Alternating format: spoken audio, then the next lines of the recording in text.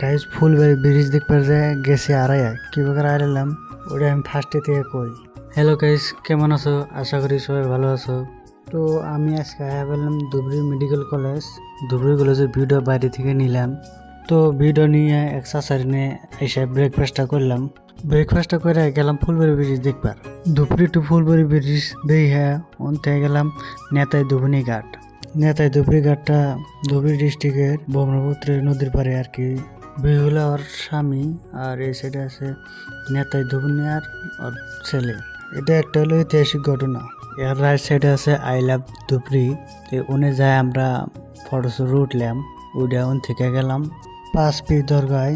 এই 5 পীর দরগাটা 1662 সনে স্থাপিত, বহুত পুরানা আর কি। 5 পীর দরগাটা নেতাই ধুবনি ঘাটের অপোজিট সাইডে।